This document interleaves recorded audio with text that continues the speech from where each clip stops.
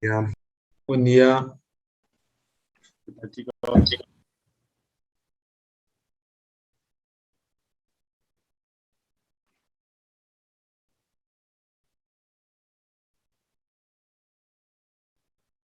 ¿Estaban en otra clase?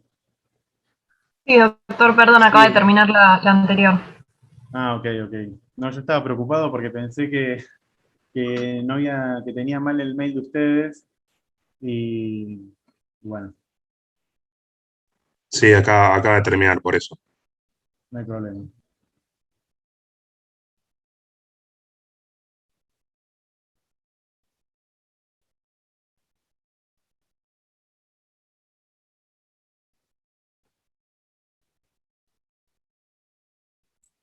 Le hago una consulta, Sí, no sé si se me escucha. sí, sí, decime. ¿Le molesta si grabamos la clase y para subirla después al canal de YouTube de la cátedra? Si es necesario, O sea, como vos prefieras. La verdad que si preferís que no, no pasa nada. bueno, creo que la grabamos. No se te escucha, perdón. Sí, ¿para qué pongo para grabar? Nosotros la grabamos, si quieres, no te preocupes. Ah, ok, ok. Bueno, pero entonces la grabamos y después la subimos al canal. Dale, dale, no hay problema. Dale, muchas gracias.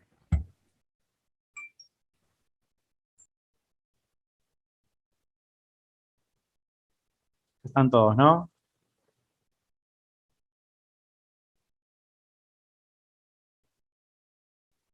¿Son 44 ustedes, chicos? Éramos 50 el Zoom pasado, pero Puede ser que falten. Bueno, ¿arrancamos? Dale, dale. Bueno, yo soy Ricardo Antonucci, soy médico de acá de cardiología del Lanari y voy a dar insuficiencia cardíaca en casos clínicos. La intención, chicos, es que participen, que pregunten, que hablen, porque si no, no tiene, no tiene sentido la clase en casos clínicos, ¿sí? Así que no importa si se equivocan, la intención es que charlen, que hablen. Bueno, eh, a ver, ahí está. Bueno, vamos a empezar. Si bien esto va a ser un caso clínico, esto es algo fundamental, que es muy importante, que digamos, por la frecuencia de la insuficiencia cardíaca en la población, ¿sí? Hay 1 millón de pacientes hospitalizados por insuficiencia cardíaca en Estados Unidos, 1,7 millones en Europa y en Latinoamérica 1,2 millones, ¿sí? Esa es una guasada la cantidad de pacientes con insuficiencia cardíaca que se internan eh, anualmente. Es la principal causa de hospitalización en pacientes de mayores de 65 años y el 44% de los pacientes con insuficiencia cardíaca son readmitidos al año por cualquier otra causa. La duración de las internaciones suele ser de 5 a 10 días y hay un porcentaje muy alto de 25% de readmisiones en Estados Unidos a 30 días de la internación previa, ¿sí? Esto es muy alto, o sea, casi un cuarto de los pacientes, o sea, un cuarto de los pacientes que se internan por insuficiencia cardíaca terminan siendo readmitidos, rehospitalizados dentro de los 30 días.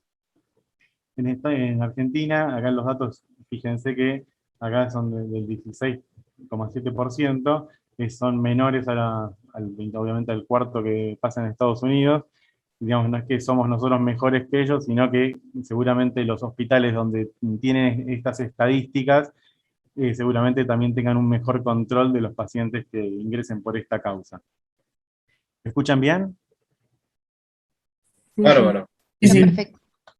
Ok. Bueno, vamos a empezar con el caso clínico. Es un hombre de 76 años que es trasladado a guardia en ambulancia por disnea en clase funcional 4. Comienza con disnea, o sea, la enfermedad actual y comienza con disnea, clase funcional 2 de 1 semana de evolución, que progresa a clase funcional 4 en las últimas 48 horas, asociado a nocturia y disnea paroxística nocturna. El señor tiene antecedentes de un infarto hace 15 años, que no sabe bien, no sabe si lo angioplastiaron, no sabe nada de la historia del infarto, solamente sabe que tuvo un infarto, y tiene mala adherencia al sistema de salud. Además es ex-tabaquista. Venía medicado con enalapril, atenolol, aspirina, atorvastatina y furosemida. Al examen físico de ingreso a la guardia, el paciente ingresa con tensión arterial de 96-58, con frecuencia cardíaca de 104 latidos por minuto, frecuencia respiratoria de 22, con una saturación al aire ambiente de 92%.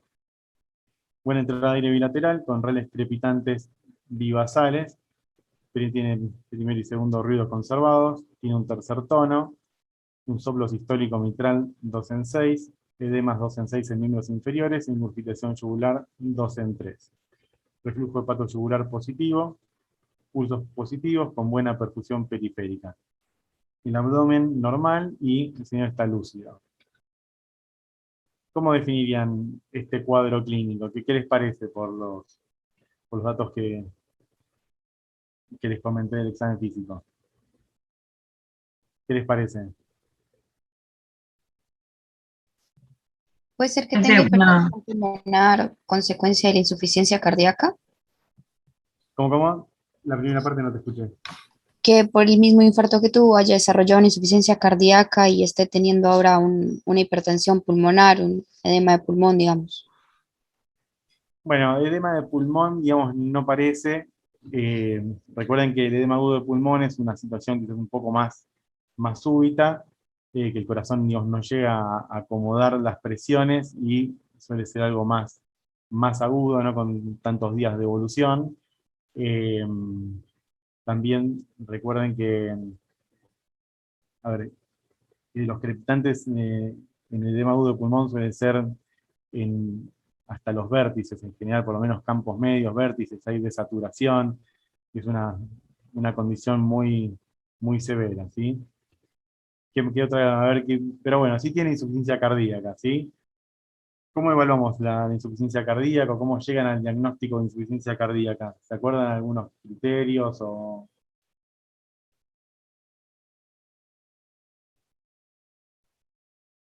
no? Bueno, ¿se acuerdan de los criterios de Framingham? Que tenemos criterios mayores y tenemos criterios menores, ¿sí? Con estos criterios esto nos ayudan, digamos, con dos criterios mayores uno se apoya para llegar al diagnóstico de insuficiencia cardíaca. Este paciente, recuerdan que tenía disnea paroxística nocturna, tenía ingurgitación yugular, tiene estertores crepitantes, tiene reflujo hepatoyugular positivo y un tercer tono, digamos, prácticamente tiene todos los criterios y todavía no vimos la radiografía de tórax, pero digamos, ya tenemos más de dos criterios para llegar al diagnóstico de insuficiencia cardíaca. Estos, digamos, son los síntomas y signos más específicos, quizás, y estos son también bastante sensibles. En cambio, los criterios menores también uno puede tenerlos por otras causas, además de la insuficiencia cardíaca, ¿sí? La pérdida de más de 4,5 kilos de peso en 5 días también es un criterio que puede ser apoyar a cualquiera de estos dos. Que se evalúa, y obviamente, después de haber iniciado un tratamiento con diuréticos, ¿sí? Entonces, estos son fíjense, los signos que tiene el paciente de insuficiencia cardíaca, que nos apoyan en el diagnóstico. Siempre que uno tiene un paciente con insuficiencia cardíaca aguda, o sea, uno tiene que hacer un pequeño algoritmo en la cabeza, que es esto, es un paciente que ingresa, nos tenemos que preguntar si tiene shock cardiogénico, en este caso no, si el paciente estaba normotenso, estaba bien perfundido, o sea, estaba lúcido, no había daño de órganos blancos por hipoperfusión, de insuficiencia respiratoria, este paciente estaba saturando 92%, está ahí en el límite, pero digamos, probablemente podríamos apoyarlo con una cánula de oxígeno, ¿sí? Y después, obviamente, descartar el CHAMP, que son estas causas que uno tiene que descartar porque son condiciones que nos orientan, nos llevan a otros diagnósticos y obviamente a otro tratamiento totalmente distinto, ¿sí? La C es de síndrome coronario agudo, la H de emergencia hipertensiva, la A de arritmia, la M de una causa mecánica aguda, que esto puede ser una ruptura de una cuerda tendinosa, que genere una insuficiencia mitral aguda, puede ser la ruptura de la pared libre del VI, por ejemplo, o la ruptura del septum interventricular, que eso generaría una CIB aguda. Y también la embolia pulmonar, que digamos el tromboembolismo de pulmón, que es una causa que puede generar desaturación, disnea, signos de insuficiencia cardíaca, y bueno, y obviamente el tratamiento es distinto. ¿Qué les parece este paciente si nosotros lo tuviéramos que localizar en la clasificación esta de Stevenson, en los patrones hemodinámicos? ¿Dónde lo colocarían al paciente? Fíjense que acá en estos cuadros tenemos presentes signos de congestión. Acá en este no tenemos congestión. Y fíjense que cuando no hay congestión, el paciente lo categorizamos como seco, y si hay congestión, lo colocamos como húmedo, ¿sí? Y por otra Sería parte, un... ¿cómo? No, perdón, no, iba a decir que era un caliente húmedo sería, pero adelante. Bien, bueno, perfecto. Es decir, el paciente tiene signos de congestión, tiene disnea paroxística nocturna, tiene congestión pulmonar, tiene edemas, tiene ingurgitación yugular, digamos, y tiene reflujo hepatoyugular. Si bien no tiene hepatomegalia ni ascitis, digamos, no deja de ser congestivo, ¿sí? Así que el paciente es un paciente, y acá fíjense que esto es negativo, o sea que no está hipoperfundido, así que es caliente y húmedo, bien. Siempre tenemos que pensar en los desencadenantes, ¿sí? Los desencadenantes, las causas más frecuentes de descompensación de insuficiencia cardíaca en pacientes con disfunción sistólica, o sea, digamos, después eso, recuerden que tenemos pacientes con insuficiencia cardíaca con función preservada y pacientes con función deprimida, ¿sí? La no adherencia al tratamiento, la transgresión alimentaria, aumento de la ingesta hídrica, las arritmias y infecciones asociadas pueden desencadenar la insuficiencia cardíaca, ¿sí? Pueden descompensarla. Entonces, digamos, obviamente hay un montón de otras causas, pero bueno, quizás estas son las más frecuentes.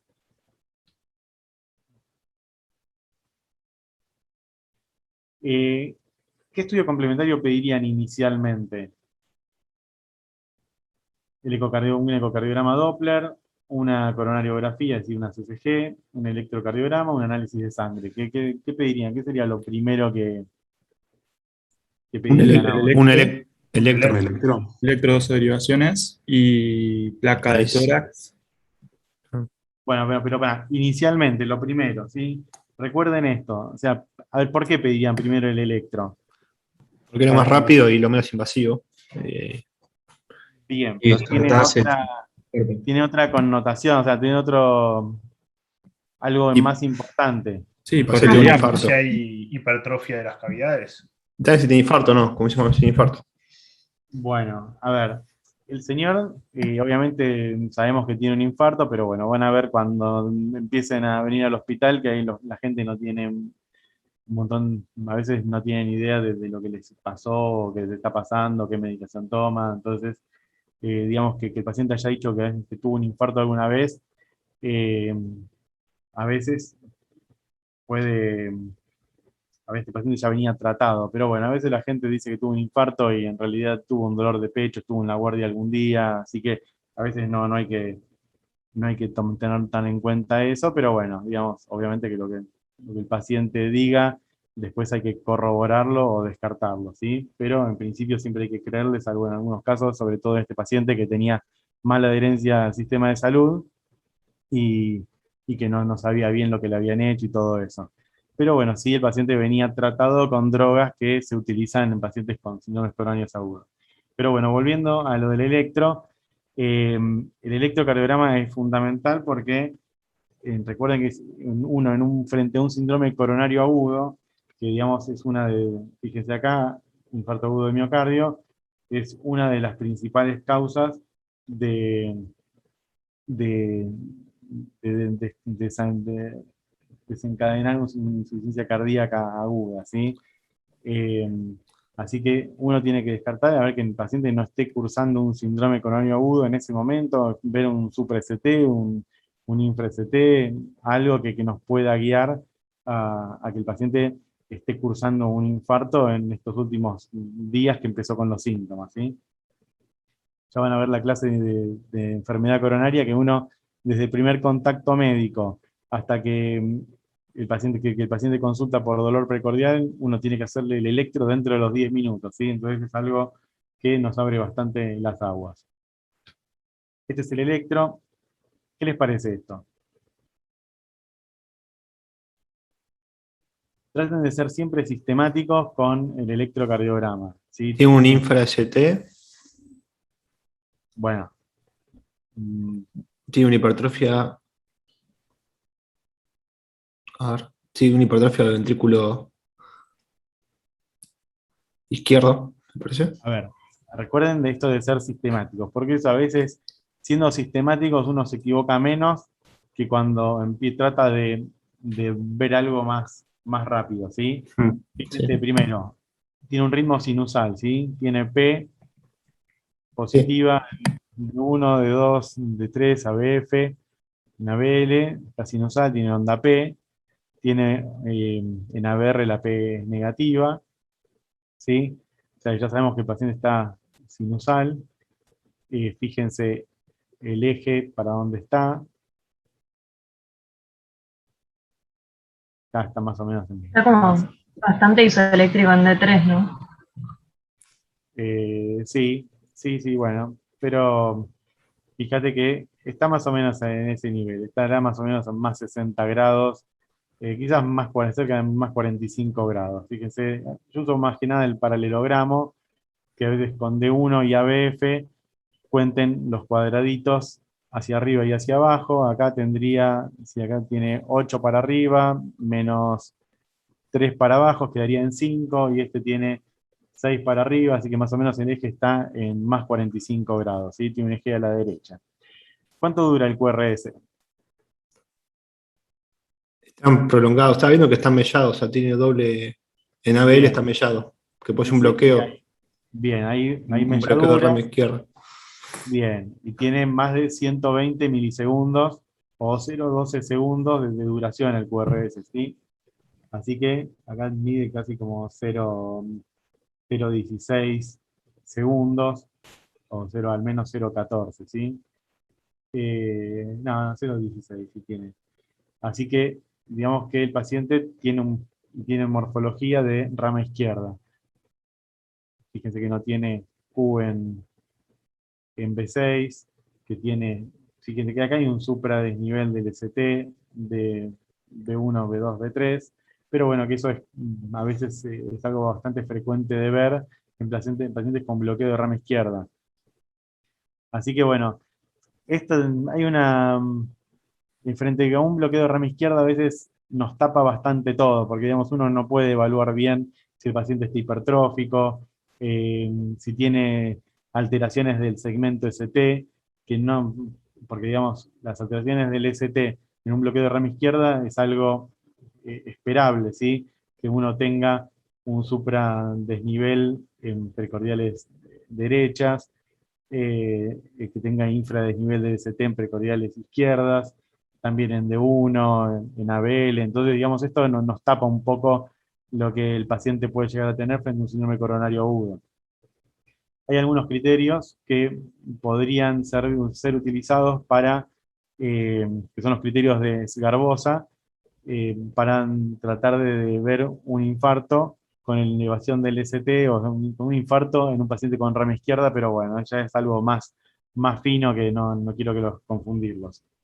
Pero bueno, además tampoco son perfectos, es decir, que uno viendo esos 3 criterios, uno ya excluye o confirma, si a veces nos cuesta bastante. Pero bueno, fíjense que acá lo más importante es que el paciente tiene un bloqueo de rama izquierda y que está sinusal. Doctor, una pregunta. Vos decís que a usted dice que el bloqueo es de rama izquierda porque está la forma de mellada, digamos, de el QRS mirando para B5 y B6, o cómo sabes si es derecho o izquierdo en este caso. A ver, generalmente, fíjense que los pacientes con rama izquierda tienen una polaridad negativa de B1 a B3, ¿sí? Y tienen una R empastada en D1, no suele tener Q en B6, pero bueno, un bloqueo de rama derecha, seguramente van a tener una morfología positiva en B1, B2, B3, con una morfología RS, R', que digamos es lo más característico, ¿sí? Pero quizás lo más notorio es esto, que en B1 o B2, en un bloqueo de rama derecha van a tener un QRS predominantemente positivo en comparación al bloqueo de rama izquierda que es negativo en B1 o B2. ¿Sí? Perfecto. Una pregunta, Sí. perdón, que no tiene mucho que ver por ahí con el tema y eso, pero ¿cómo hiciste para sacar el eje con los cuadraditos? A ver, recuerden, Mirás de uno y D1, mirás a F, sí. Claro, pero yo D1 y miraba que AB. estuvieran positivos, pero vos sacaste más o menos los grados. No, bueno, pasa que después vos llegás a... primero se calculan los cuadraditos, ¿sí? De D1 y ABF lo que te da. Acá me había dado creo que 5 y acá 6. Así que Ujú. después vos en D1 estás a 0 grados, es decir que lo vas a ver en 0, así que es la línea recta plana. Y Sí, ABF lo es la línea vertical, ¿te acordás de claro. eso? Sí, sí, Bueno, sí, sí. entonces después Ahí en cuadrantes, digamos. vos contás 5 positivos en D1 y te lo vas a marcar acá. Y después en ABF vas a contar hacia la positividad, 6 cuadraditos, y en el medio vas a hacer la bisectriz, y ahí en el medio eso te va a dar los grados. Acordate que D1 donde es positivo es 0 grados, y ABF donde que es positivo abajo es más 90 grados. Donde te da la Ujú. bisectriz te va a dar más o menos un 45 grados. Bien, ¿Sí? gracias. Ujú. A ver. Bueno, esta es la radiografía de tórax, que se le hizo una portátil en la guardia del hospital. ¿Y qué ven acá? ¿Qué les parece? Tiene como un derrame en Otra el vez, pulmón derecho. tiene derrame, pero traten de empezar, obviamente no vamos a empezar ahora por decir si la placa está desenrollada, si la aorta está desenrollada y Manti- eso, esperen si está centrada porque sería una portátil, pero bueno, Tiene fíjense que acromegalia. claro, el índice cardiotorácico es lo primero que tienen que ver. Tiene un índice cardiotorácico mayor a 0,5, es decir que desde esta pared a esta pared, eh, trazando una línea media por la columna, tienen que calcular si tiene más de 0,5. En la parte más ancha del mediastino van a cuantificarlo respecto a los espacios pulmonares, ¿sí? Donde termina la silueta cardíaca a la pared torácica. Y ahí, si ocupa más de la mitad de ese espacio, decimos que tiene un índice cardiotorácico mayor a 0,5, es decir que tiene cardiomegalia. Pero bueno, como bien decías, tiene derrame pleural derecho. Acá el seno costofrénico izquierdo no parece velado. Eh, Fíjense en la placa, bueno, tiene un poco de redistribución de flujo, fíjense que se ve en estas porciones más verticales un aumento de la trama vascular pulmonar. ¿Eso Eso, es ilios congestivos sería? sí, ¿Podrías a ver, decir? no, y quizás a veces cuando uno habla de ilios congestivos, normalmente habla más en esta parte, ¿sí? Que en la parte más de los ilios, verdaderamente. Acá es como que la trama vascular pulmonar está incrementada. Fíjense en la placa de perfil, que tenemos una cisura acá marcada, que le decimos una cisuritis, son las líneas B de Kerley, y acá en la base tenemos derrame pleural, ¿sí? digamos que con esta placa, con un índice cardiotorácico mayor a 0,5, ya estamos hablando estamos completando uno de los criterios mayores de Framingham, que nos habla también de insuficiencia cardíaca, ¿sí? Doctor, y nada que ver, pero en el pulmón derecho también pareciera haber como una masa o algo que está saliendo de la pared. Eso no tiene que ver con el cuadro del paciente, o puede ser un derrame taicado, o sea, ¿qué sería? Esto que ves acá, Sí, eso. eso a veces hay superposición de partes blandas, de óseas.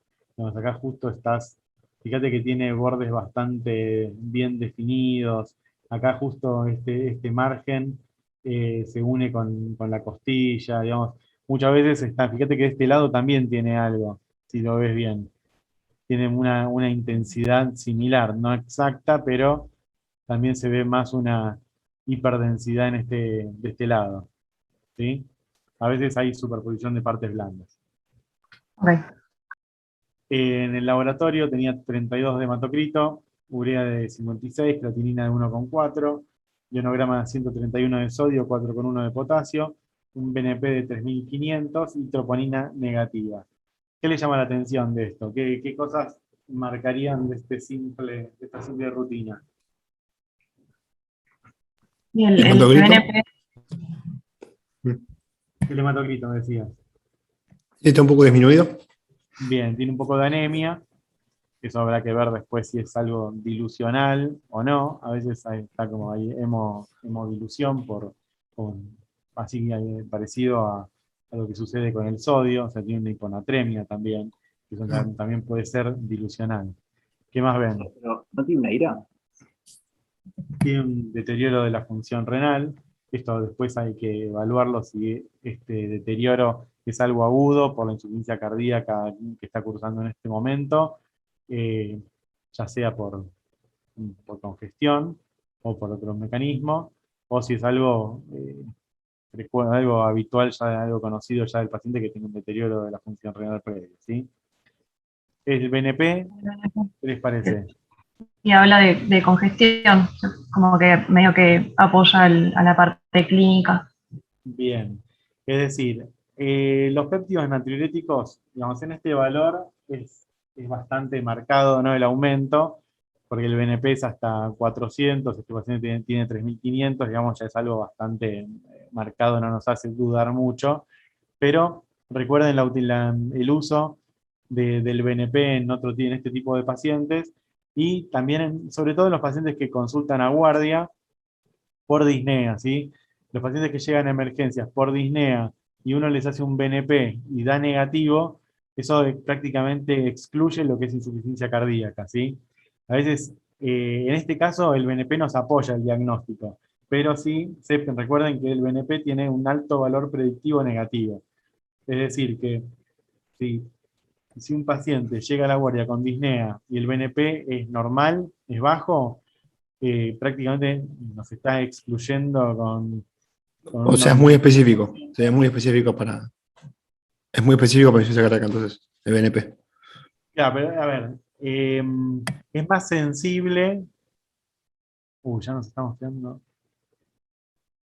eh, bueno, después entraremos. Eh, tiene, claro, tiene más sensibilidad igualmente, ¿sí? O sea, es más sensible, porque al detectar casi nos excluye que en un paciente que noten que lo tenga negativo, nos excluye la insuficiencia cardíaca, ¿sí? Y la troponina, que es negativa, que en estos tipos de pacientes uno siempre quiere excluir la parte, lo coronario, que es una de las principales causas de insuficiencia cardíaca, ¿sí? Entonces, eh, a veces hay casos que la troponina es positiva y como que nos embarra un poco la cancha, pero bueno, lo importante a veces es el corte de troponina. A veces esto no está en la bibliografía muy claro de cuáles son los cortes de troponina aceptables, pero bueno, sepan que un paciente con insuficiencia cardíaca, con congestión, con con aumento del estrés parietal del ventrículo. Digamos, todo esto y con la insuficiencia renal son todos falsos positivos para que la troponina aumente y que no sea de causa isquémica, porque acá lo importante es si el aumento de troponina es por una causa isquémica o no, ¿sí? Eh, entonces, con una troponina negativa, uno como que excluye un poco la causa isquémica. ¿Se entiende? Sí, sí, sí. Ok. ¿Qué estudio complementario pedirían ahora? ¿Un eco? Bien. Vamos a hacer un ecocardiograma. Fíjense, este es un eje largo parasternal en el que vemos, esta es la cara del ventrículo izquierdo, el septum interventricular que separa el VI del ventrículo derecho. Esta es la pared posterior. Esta es la válvula mitral, la aurícula izquierda. Este es el tracto de salida del VI y este que da a la aorta. ¿Sí? Esta es la válvula aórtica abierta. En el eco se ve que tiene un ventrículo izquierdo levemente dilatado, con función severamente reducida, tiene una fracción de eyección del 29%, hipoquinesia global y movimiento septal anómalo. ¿Saben por qué puede tener este paciente movimiento del septum anómalo? ¿Les ocurre algo? Por la sobrecarga izquierda. No, en este caso a veces los ¿Por el pacientes bloqueo? por el bloqueo, muy bien. Bloqueo de rama izquierda hace que el ventrículo se contraiga a destiempo, ¿sí? Como hay un bloqueo, hay un enlentecimiento de la rama izquierda, se contrae a destiempo. Entonces eso genera un movimiento septal anómalo. Muy bien, también lo de la sobrecarga del ventrículo derecho a veces puede producir eh, que también por interdependencia ventricular, por ciertos mecanismos, puede haber también un movimiento septal anómalo, pero en este caso podría ser por el bloqueo de rama izquierda. El ventrículo derecho es normal, tiene un patrón de llenado del VI restrictivo y que digamos es el estadio más alto de disfunción diastólica, ¿sí? Esto sucede porque eh, las presiones del ventrículo izquierdo están aumentadas, entonces la, la descarga el llenado del ventrículo izquierdo se hace muy rápido y es corto. Y también tiene hipertensión pulmonar de 50 milímetros de mercurio. ¿Qué les interesa saber del eco? Además de esto que yo no puse. ¿Qué otras cosas les interesaría saber? Que tienen alguna Fracción de falla en las eyección. válvulas. Bien, las válvulas, ¿sí? O sea, la fracción de eyección ya está, tiene 29%, tiene un deterioro severo de la función. Pero las válvulas, ¿sí? ¿Por qué las válvulas? Porque una insuficiencia mitral aguda, que dijimos que no parecía el cuadro, pero siempre uno tiene que descartar cosas, ver que no haya un deterioro de una afección de alguna válvula, una insuficiencia mitral que no sea algo aguda, sino una insuficiencia mitral crónica, que el paciente tenga una, eh, un antecedente reumático o que tenga una estenosis aórtica severa, una insuficiencia aórtica severa, digamos, de las válvulas, si por un tiempo muy largo y el paciente no lo jerarquizó, y nunca consultó, probablemente llegan en esta etapa. Suele ser algo mucho más progresivo, obviamente, pero bueno, siempre las válvulas hay que verlas. Entonces, si uno tiene que buscar en este paciente ubicarlo fisiopatológicamente, ¿dónde lo pondrían? ¿A un paciente con insuficiencia cardíaca, con falla vascular o con falla miocárdica? ¿Qué les, con los datos que fuimos recabando? Fíjense que los pacientes con falla miocárdica tienen deterioro en la contractilidad, tienen alterada la relajación miocárdica, tienen una presión arterial normal o leve o con hipotensión, con una evolución más gradual, con un incremento de la presión de enclavamiento pulmonar, esto es decir, un aumento de presiones en la aurícula izquierda, pacientes con sobrecarga hídrica y que pueden tener signos y síntomas de hipoperfusión. Y por el otro lado, la falla vascular son pacientes que tienen un incremento de la resistencia vascular pulmonar y la presión de fin de diástole del VI, con o sin disfunción del ventrículo, suelen estar hipertensos y la evolución suele ser más rápida. Por lo tanto, no llegan a tener una sobrecarga hídrica tan marcada. Entonces, ¿dónde lo ubicarían a este? ¿En falla miocárdica? Y sí, lo vamos a poner del lado de la falla miocárdica, que digamos, ya lo vimos por eco, un cuadro de una progresión un poco más lento, dijimos deterioro de la función ventricular, bastante congestivo, con una presión ahí medio normal o ahí borderline, que tenía 98 de sistólica pulmonar, de presión sistólica. Así que sí. ¿Qué hacemos ahora con este paciente? Lo podemos tratar en la guardia, eh, lo manejamos por guardia y lo dejamos ahí un ratito en observación y después le damos el alta, o lo vamos a internar. ¿Qué les parece? Internamos. Internar. Bien. Acá hay algunos criterios que también apoyan un poquito a ver si uno puede llegar a mandarlo de alta o no. Pero fíjense que el paciente que está en clase funcional 3 o 4, es decir, a contraposición del paciente que está en clase funcional 2, seguramente lo vamos a internar. Si a este paciente le dimos diuréticos, por ejemplo, y la mejoría es modesta o muy poquita, seguramente lo vamos a internar, no va a mejorar tanto rápidamente como para poder mandarlo de alta.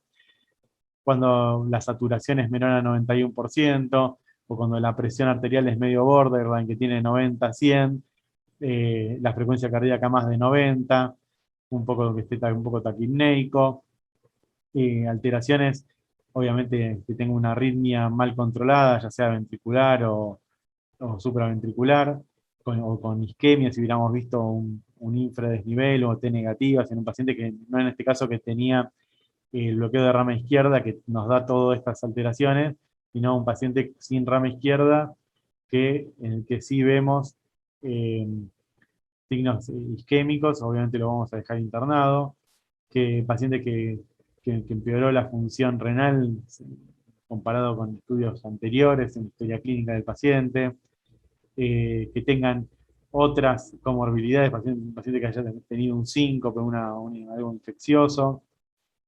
Digamos, todo esto nos apoya más que el paciente lo requiera una internación, porque vamos a tener que o monitorearlo, o hacerle mínimamente un seguimiento, o que el balance negativo no le va a llevar poquitos días, o poquitas horas, sino que le va a llevar algunos días.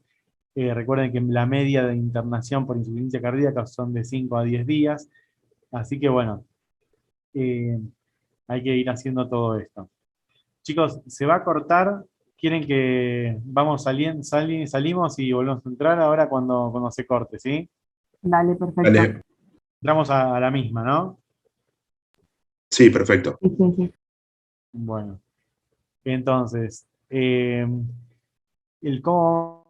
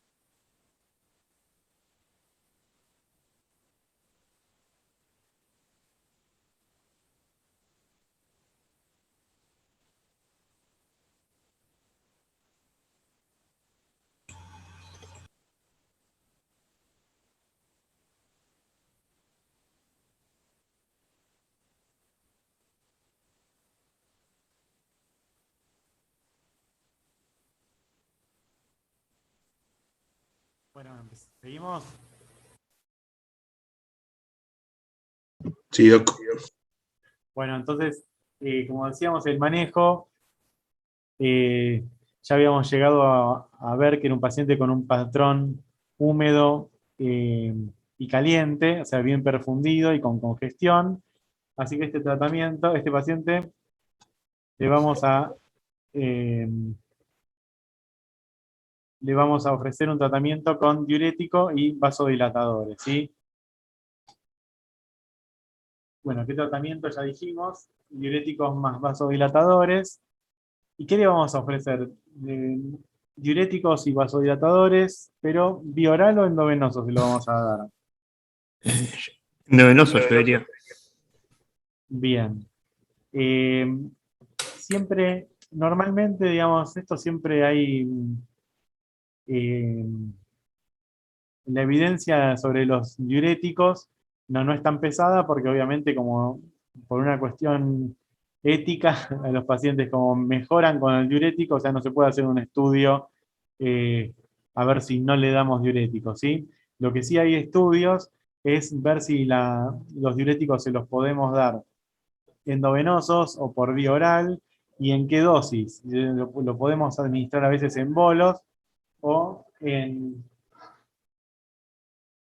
los podemos dar en bolos o en infusión continua. Entonces, cuando se vio en algunos estudios que la infusión continua en altas dosis suele ser un poco más efectivo, o sea, en cuanto a mortalidad no cambia nada. Pero sí puede acortar, aliviar los síntomas del paciente más rápidamente eh, y hace que los pacientes pierdan peso y tengan una diuresis más importante en un periodo de tiempo más corto que si lo damos en bolos. Obviamente a expensas de un pequeño deterioro mayor de la función renal. Eh, Así que normalmente se suele utilizar una dosis aproximada de 2,5 veces la dosis que el paciente venía recibiendo ambulatoriamente. Es decir, que si este paciente venía con 20 miligramos, eh, seguramente por lo menos le vamos a dar 40 miligramos endovenoso, ¿sí? ¿Y qué vasodilatadores conocen? O sea, ¿qué diuréticos le darían a este paciente? Furosemida. Furosemida, bien, diuréticos de ASA. ¿Y qué vasodilatadores? Bloqueantes cálcicos. No, los bloqueantes Pueden ser, cálcicos. ¿Cómo? puede ser que sean venodilatadores, nitratos, por ejemplo. Datos. Claro, en general utilizamos NTG, ¿sí? Nitroglicerina, que tiene un efecto vasodilatador relacionado al óxido nítrico. Y bueno, le vamos a dar una infusión endovenosa, más que nada en los pacientes que tienen gran congestión, que están muy sintomáticos, que tienen la presión ahí, a veces nosotros por lo menos necesitamos que el paciente tenga más de 90, 100 de presión, como para poder iniciarla, porque obviamente da hipotensión arterial, ¿no? Por disminuir la poscarga, la resistencia vascular periférica. Así que esto es lo que ponía antes. Y bueno, entonces es un vasodilatador. En otro tipo de pacientes, esto de reducir el 25% de la presión sistólica en las primeras horas justo me quedó otra diapositiva, pero del edema agudo de pulmón, que no sería el caso de este paciente. Pero bueno, sí reduce la presión arterial, así que puede producir hipotensión. La ventaja es que si produce hipotensión, podemos disminuir la infusión o apagarla. Que si uno empieza con vasodilatadores vía orales, por vía oral, a veces sucede que el efecto, la vida media de la droga es mucho mayor, entonces si el paciente es hipotensa, el efecto puede durar más horas. Entonces, esto es importante, que reduce la presión de llenado del BI y del BD. Es Una decir, consulta, que, doctor. sí. ¿Este paciente no tenía ya hipotensión? No O sea, estaba tenía... con 98, creo tenía de sistólica, de presión sistólica arterial. Claro, Digamos, pero tenía como 60 sistólica. ¿Cómo? Creo que tenía 65 de diastólica, perdón. No me acuerdo cuánto tenía ya. Pero me acuerdo que estaba bastante baja. Estaba medio borderline, pero digamos, abajo de uno considera hipotensión abajo de 90 de sistólica, ¿sí? Claro, mi pregunta es, si yo le doy un venodilatador, un vasodilatador, ¿no corro el riesgo de agravarle más la hipotensión? Sí, pero también vos le vas a generar un beneficio, porque justamente vos al infundirle nitroglicerina, lo que vas a hacer, obviamente, vas a tener un descenso de la presión arterial que va a ser monitoreado y, digamos, la duración del efecto es corto. Entonces, si el paciente es hipotensa, vos se lo cortás, lo que te decía recién. Entonces, como que el riesgo es mayor cuando uno tiene que administrar drogas vía oral, que la vida media es más larga, que en cambio con este tipo de drogas, que la vida media es corta y ya a los 20 minutos de que la cortaste, ya el paciente no tiene ningún efecto, ya alguno de la droga. Y lo que te decía antes, que vos al bajarle la precarga y la poscarga al paciente, vas a disminuir la tensión parietal del ventrículo y vas a terminar haciendo que el paciente tenga una mejor hemodinamia. Es decir, que vos al bajarle la precarga y bajarle la poscarga, el ventrículo se va a contraer mejor, porque vas a disminuir la presión al ventrículo y a la salida. Es decir, le va a llegar menos sangre y va a tener una resistencia menor. Entonces, paradójicamente, vos al darle un efecto vasodilatador, le vas a terminar mejorando, seguramente que probablemente la presión no caiga, tampoco aumente, pero las cosas, el corazón va a funcionar mejor. ¿Se entiende eso? O sea, vos le vas a terminar aumentando el volumen en minuto, el gasto cardíaco al paciente. Claro, la fracción de sesión le aumentaría. En ese caso, le aumentaría la fracción de eyección al paciente con eso. O sea, mejorando la precarga y la poscarga. Sí, o sea, ojo, no es un inotrópico esto, sí que aumenta la contractilidad. No quiero que se confunda el concepto. No, Pero sí. digamos que el corazón va a trabajar mejor, o sea, podría ser, digamos, de alguna manera que aumente la fracción de eyección mínimamente, pero por disminución del estrés parietal y de la poscarga, ¿sí? Y la precarga. Entonces, los diuréticos de ASA tienen indicación cuando hay signos y síntomas de congestión y resultan en una rápida mejoría de disnea e incremento de la tolerancia al ejercicio. Eso ya, lo de la tolerancia al ejercicio ya en un paciente más ambulatorio, seguramente, no en este. No hay estudio, lo que les decía antes, que no hay estudios randomizados que evalúen el efecto de estos fármacos, porque, digamos, privar a los pacientes de no darles diuréticos no se podría hacer porque sería matarlo. Tienen efectos que son la hipovolemia, trastornos hidroelectrolíticos, hiponatremia, hipocalemia, hipomagnesemia. También pueden producir un deterioro de la función renal. Y bueno, y vamos a nuestro amado esquema del sistema de renina-angiotensina-aldosterona.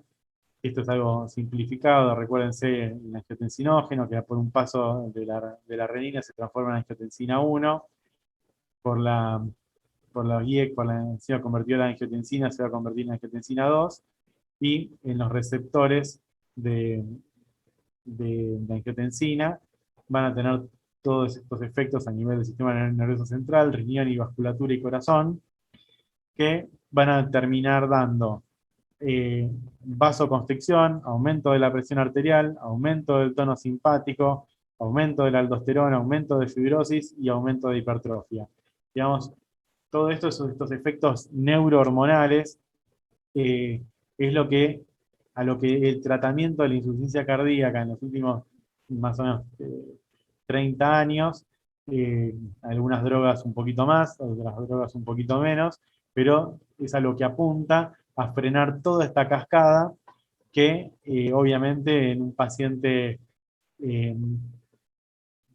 inicialmente con insuficiencia cardíaca, con un deterioro de la función ventricular, empieza ayudando porque aumenta la presión arterial, asociado a la vasoconstricción, aumentando el tono simpático, pero bueno, en el largo plazo todo esto termina afectando al corazón, dilatándolo, hipertrofiándolo, generando fibrosis, aumentando el tono simpático con el aumento de riesgo de arritmias. Entonces, si bien en una primera instancia son efectos que terminan ayudándonos y compensándonos, en el largo plazo nos terminan matando. Así que todo el tratamiento de la insuficiencia cardíaca está abocado en tratar de frenar todas estas descarga hormonal, ¿sí? Entonces, los IECA, que son los inhibidores de la enzima convertidora de angiotensina, están indicados en pacientes con disfunción sistólica sintomática o asintomática. Disminuyen, esto es importante, disminuyen la mortalidad y las hospitalizaciones, tiene un efecto de clase, eso significa que cualquier IECA, ahora vamos a ver cuáles, nos dan el beneficio sobre la mortalidad y las hospitalizaciones. En individuos con disfunción sistólica asintomática prolongan el tiempo hasta la aparición de síntomas de insuficiencia cardíaca. En pacientes con congestión, como es este caso, se sugiere iniciarlos junto con diuréticos, seguramente diuréticos de ASA, y bueno, obviamente los tienen efectos adversos, que son la tos, más o menos en un 20% de los pacientes, puede dar hipotensión, hipercalemia y deterioro de la función renal. Estas son las contraindicaciones, después véanlo. Estas diapositivas ya se las mandé, ya las deben tener desde las clases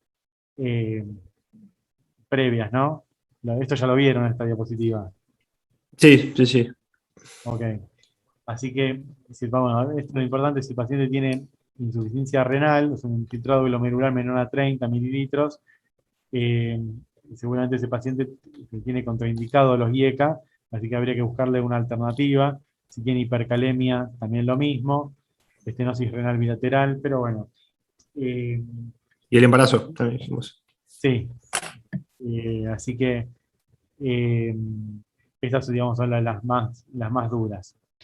Y bueno, y sepan cuáles son el captopril, el enalapril, el lisinopril, pero bueno, el más importante y el que por robo es el más utilizado es el enalapril. El enalapril es una de las drogas más utilizadas en insuficiencia cardíaca en la actualidad comparado con el resto de los IECA, ¿sí?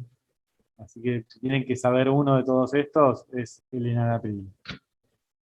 Los bloqueantes de los receptores de angiotensina 2, estas drogas actúan sobre el receptor, no sobre el paso inicial. ¿Se acuerdan que los IECA actúan acá, entre la conversión de angiotensina 1 y angiotensina 2?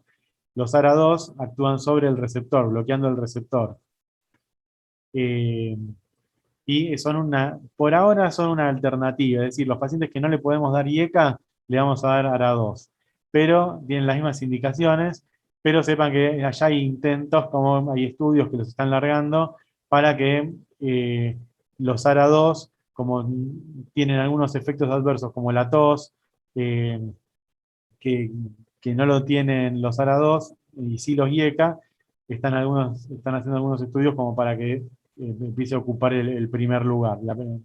Es decir, que un paciente con insuficiencia cardíaca, la primera línea siempre va a ser los IECA, y la segunda recién los ARA2 en los que tengan contraindicaciones. Pero bueno, probablemente en un futuro eso cambie y sean los ARA2 la primera línea.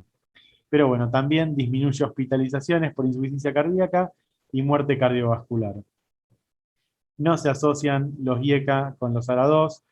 Hay estudios que los quisieron juntar porque hay cadenas distintas, pero bueno, no se recomienda porque pueden producir más hipotensión y más insuficiencia renal. Entonces no. Y bueno, y cualquiera de estos tres, estos son muy utilizados, quizás el losartán por costo, que es el más utilizado, sobre el valsartán y el candesartán. Entonces se recomienda el empleo de un betabloqueante en los pacientes con insuficiencia cardíaca sintomática y que estén estables, ¿sí? Estable se refiere a que no estén hipotensos, que no estén chocados.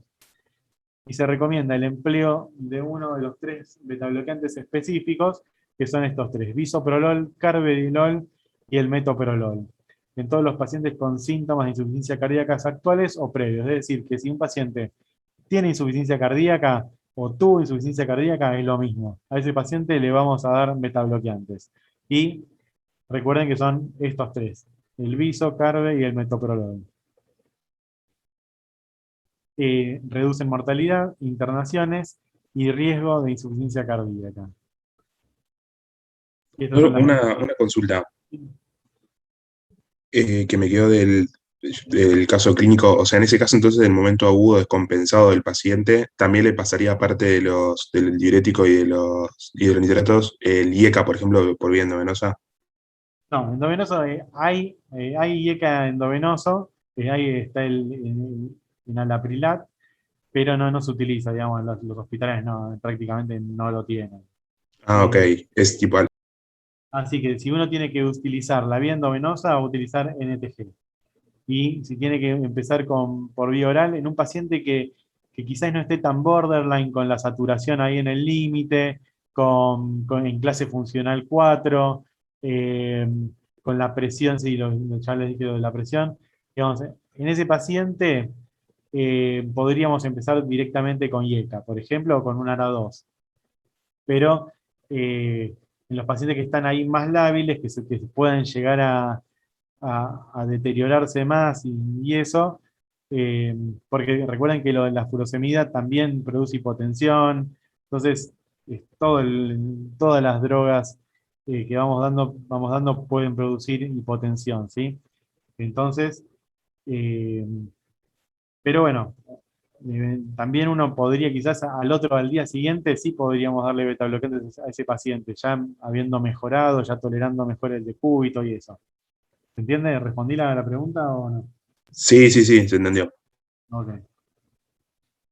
El tema a veces es el timing, ¿sí? De cuándo uno empieza, porque hay un montón de escenarios en insuficiencia cardíaca. Nosotros tenemos el paciente internado, el ambulatorio, hay pacientes que llegan con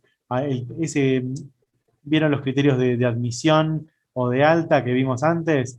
Bueno, si un paciente llega con clase funcional 2, ya es otro paciente, es un paciente que está mucho mejor, o sea, va a estar con presión arterial un poco más alta seguramente, con menos frecuencia cardíaca, entonces ese paciente sí, incluso podemos empezar combinando un betabloqueante y un IECA o un ARA2, ¿sí?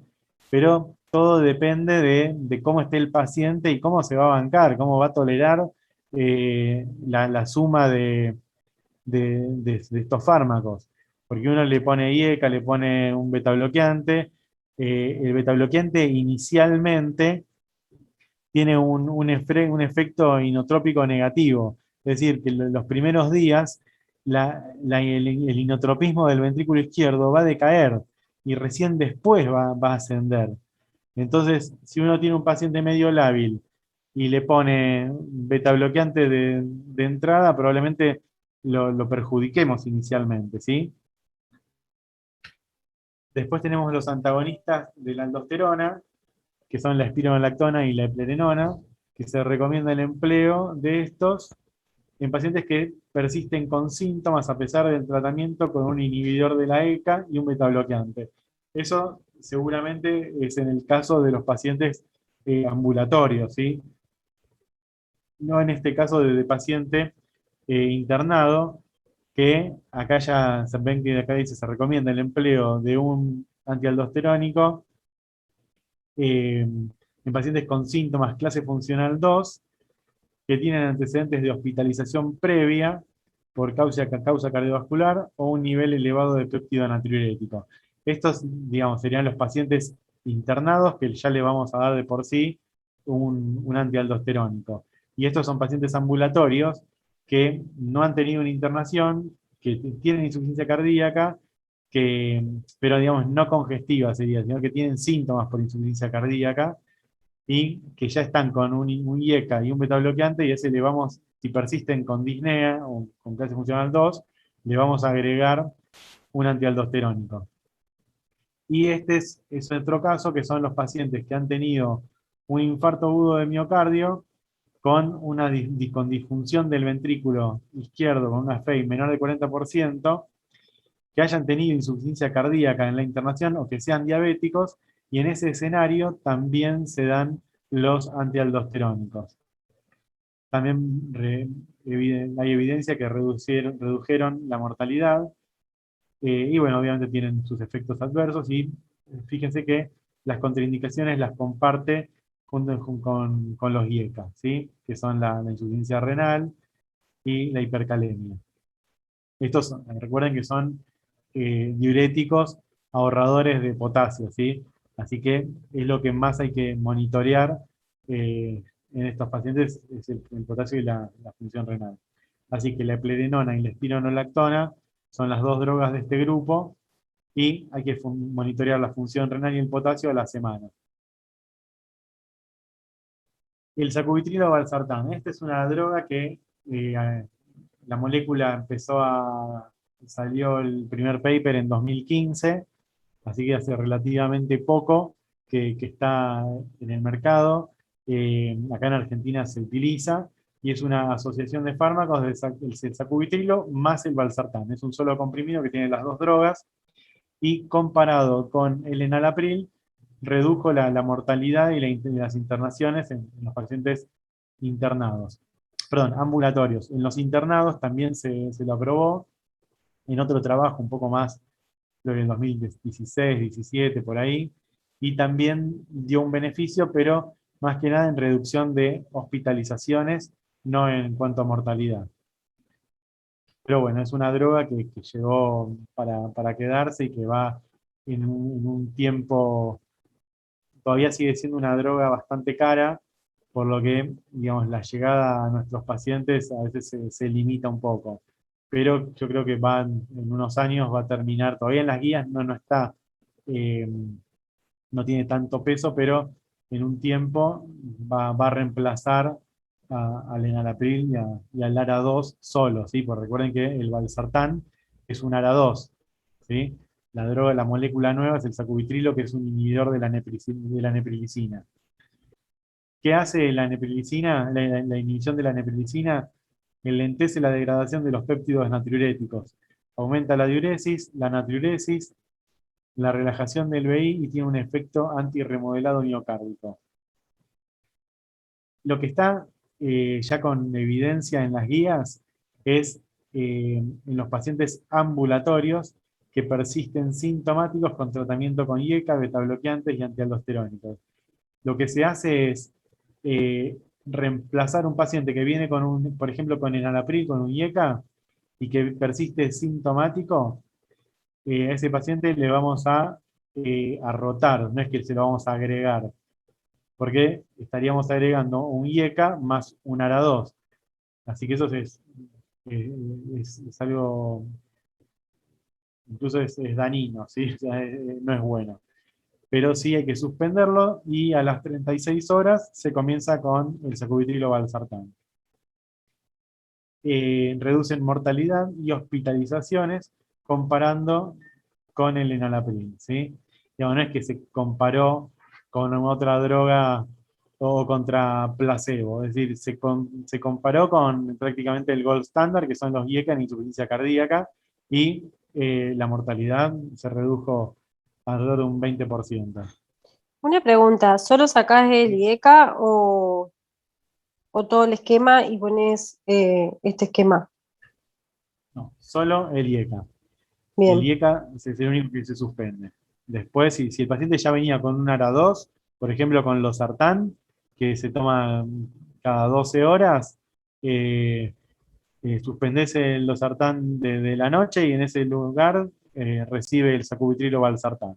¿Sí? No, claro, preguntaba por los betabloqueantes y el antialdosterónico. No. Es aditivo. Bien. Bueno, cuanto a la evolución del paciente, realiza balance negativo de 5 kilos, queda tratado con aspirina, esto por el evento coronario que había tenido, estatinas y furosemida. Se titulan dosis de enalapril, se agrega carvedilol y espironolactona, y le da el alta a los 6 días. Dieta hiposódica y turno al alta dentro de los 10 días con insuficiencia cardíaca. Esto, recuerden que los 30 días, el primer mes y los primeros 2 meses, pero más aún los primeros 30 días son la fase vulnerable de la insuficiencia cardíaca. Es decir que en esos días es el paciente que tiene más riesgo de tener una nueva internación o que se descompense la insuficiencia cardíaca nuevamente. Entonces es importante que este tipo de pacientes tengan un seguimiento, por lo menos una primera consulta al alta en un corto periodo, en un corto plazo, para ver que el paciente esté tomando la medicación, pesarlo, controlar la presión, ver cómo está la frecuencia cardíaca, y ahí uno ya también puede hacer un retoque, aumentar incluso la titulación. Recuerden que ustedes, no quiero que no les puse dosis, o sea, están puestas, pero no se lo van a tomar, pero sepan que los pacientes con insuficiencia cardíaca, no es que uno le pone, por ejemplo, el carvedilol, hay comprimidos de 3,125 y hay de 25 miligramos. No es que uno le pone 3,125 y dice, listo, ya está, ya le puse beta bloqueante, ya le puse, tiene el enalapril, va de 2,5 a 10 miligramos cada 12. No es que uno le pone 2,5 cada 12 y dice, ya está, ya tiene IECA, tiene beta bloqueantes, tiene esto, tiene el otro. Sino que lo que se vio en las guías, en los estudios, es que los pacientes que tienen las dosis plenas de cada fármaco tienen un beneficio mayor, ¿sí? Entonces, hay que tratar de ir titulando las dosis en la medida que el paciente nos lo permita, ¿sí? Es decir, que la presión arterial le dé, que la frecuencia cardíaca le dé, porque si el paciente está medio hipotenso, que está bradicárdico, ya por lo menos no le podemos subir más los IECA y los beta bloqueantes. ¿Se entiende esto? Sí, sí, sí. Ok. Bueno, así que el paciente ya quedó con este tratamiento. Bueno, acá no lo puse, pero este paciente probablemente haya que hacerle una CCG, una coronariografía dentro de la internación, a pesar de no tener un electro que nos haga sospechar isquemia, a pesar de tener un bloqueo de rama izquierda, que tenga troponina negativa. Recuerden que la enfermedad coronaria, la cardiopatía isquémica, es la principal causa de miocardiopatía dilatada, ¿sí? Entonces, hay que ver si este paciente uno no lo estudia, estudiar me refiero a hacerle la coronariografía, y con la angiografía coronaria ver si no hay alguna lesión, si no es posible de hacerle, de angioplastiarlo, de hacer una cirugía de revascularización miocárdica. Es decir, que uno tiene que ver que no haya alguna arteria tapada, digámoslo así, que pueda llegar a darle un beneficio y una mejoría de la fracción de eyección si uno lo revasculariza, ¿sí? Es decir, supongamos que este paciente ya llegó con malos lechos, con arterias muy finitas, con muchas lesiones difusas en tándem, que quizás este paciente ya no era candidato para una revascularización. Pero en el caso que llegue un paciente con una lesión del tronco de la coronaria izquierda, probablemente ese paciente se pueda beneficiar de una angioplastía al tronco o de una cirugía, ¿sí? Así que es algo a tener en cuenta. Bueno, el control post-alta, a los 10 días volvió el paciente por consultorios externos con TA de 98-60, una presión bastante buena para este tipo de pacientes, frecuencia cardíaca de 86, sin signos de insuficiencia cardíaca, y persiste con disnea clase funcional 2.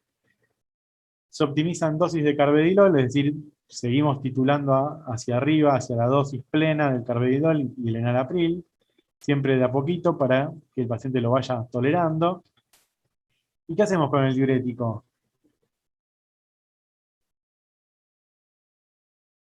Recuerdan que también estaba con furosemida. Había quedado con furosemida vía oral cuando se fue de alta. Pero ¿qué hacemos con el diurético? Yo se lo mantengo, pero en menos dosis. ¿Decide? Bueno, a ver, estamos hablando del diurético, o sea, la espironolactona o eplerenona, cualquiera de las dos, ya vimos que reduce mortalidad, eh, así que ese no es que no lo vamos a tocar porque el paciente ya le está dando un beneficio. Pero los diuréticos de ASA, si el paciente no tiene congestión, no hay un beneficio. Es decir, si el paciente no tiene signos de sobrecarga, el diurético no se lo vamos a seguir dando, ¿sí? O sea, si el paciente lo llevamos a peso seco, el paciente cumple con el tratamiento, cumple con la dieta, eh, el paciente probablemente le podamos suspender el diurético. Si el paciente persiste con signos de congestión y la disnea a veces no obedece, es más anterógrada que retrógrada, podemos eventualmente suspenderlo, ¿sí? Así que sepan que, porque el diurético de ASA es para los síntomas, a la mortalidad no le hace, no le toque, no la perjudica ni la beneficia, ¿sí? Así que eh, si se puede sacar el diurético, se saca. Y además, el sacar el diurético a veces hace que el paciente le aumente un poquitito la presión y nos permita titularle más dosis de otras drogas que sí le van a dar un beneficio. En un control a 2 meses, el paciente está con 96-64 de tensión arterial, frecuencia cardíaca de 75, sin signos de insuficiencia cardíaca. ¿Qué hacemos ahora? El paciente persiste con disnea. Os voy a dar una pista. El paciente persiste con disnea, es lo que hablábamos antes, ¿sí? Le podemos rotar el IECA por el sacubitrilo valsartán, ¿sí? Esa es una opción. Es decir, si venía con enalapril, le suspendemos el enalapril, y a las 36 horas empezamos con sacubitrilo valsartán. Esa es una alternativa. Otra alternativa también es bajar aún más la frecuencia cardíaca, ¿sí? Si el paciente, a pesar de una dosis plena de carvedilol o de bisoprolol o metoprolol, cualquiera de los tres, y sigue con frecuencia cardíaca mayor a 70 latidos por minuto, le podemos agregar ivabradina. ¿Qué es la ivabradina? Es un inhibidor de los canales IF que están en el nodo sinusal y el efecto sería reducir la frecuencia cardíaca, ¿sí? Esto no genera hipotensión, solamente actúa sobre el nodo sinusal bajando la frecuencia. Así que, pero bueno, digamos como la evidencia es un poco menor, se lo utiliza en los pacientes con FEI menor a 35%, que hayan tenido una internación por insuficiencia cardíaca, que ya estén tratados con IECA y beta bloqueantes en las dosis máximas toleradas, y que ya tengan un antialdosterónico, digamos. Cuando el paciente ya viene con todo el esquema completo en dosis plenas y la frecuencia sigue alta, le podemos agregar ivabradina. Y esto vio que más que nada reduce las hospitalizaciones. Y nos queda también otra alternativa que es ponerle un resincronizador. ¿Saben qué es un resincronizador? Bueno, el resincronizador es como un marcapasos, un marcapaseo biventricular, es decir, se pone un cable en el ventrículo, un cable en el ventrículo izquierdo, un cable en el ventrículo derecho y otro en la aurícula derecha, ¿sí? El del ventrículo no es que se pone directamente en la cavidad ventricular izquierda, sino que se pone un cable en el seno coronario y a partir de ahí se estimula el ventrículo izquierdo. Es decir, lo que se logra con esto es ese bloqueo de rama izquierda que tenía este paciente con un QRS mayor de 150 milisegundos. Vamos a tratar de estimular al ventrículo izquierdo junto con el ventrículo derecho y evitar esa disincronía intraventricular que hay. Es muy difícil explicárselo de forma virtual esto, quizás con un gráfico en clases es mucho más fácil, pero bueno, imagínense que el ventrículo se está contrayendo a destiempo y lo que trata de hacer este resincronizador es que el ventrículo se contraiga al unísono y poder aumentar la fracción de eyección, el volumen sistólico y disminuir las presiones de la aurícula izquierda, ¿sí? Así que eso es lo que uno busca con el resincronizador. Así que las indicaciones más duras hay un montón de indicaciones, hay guías europeas y americanas, pero recuerden que los datos más sólidos son el que el paciente persista en clase funcional 2 o 3, con fracción de eyección menos del 35%, que tengan un bloqueo de rama izquierda mayor a 150 milisegundos, y que estén obviamente en ritmo sinusal, con un tratamiento ya óptimo mayor a 3 meses y que tenga el paciente una expectativa de vida mayor a 1 año. Es decir, si el paciente no cumple estos requisitos, es un poco más discutida la indicación del resincronizador. Hay algunos que a pesar de que el paciente tenga una fibrilación auricular, lo apoyan, o que tenga un QRS entre 130 y 149 milisegundos, que en vez de tener un bloqueo de rama izquierda tenga un bloqueo de rama derecha, pero bueno, ya son más borderline las indicaciones, y sepan que las más pesadas son con estos criterios. Se vio que la resincronización mejora la función cardíaca y los síntomas del paciente y reduce la mortalidad.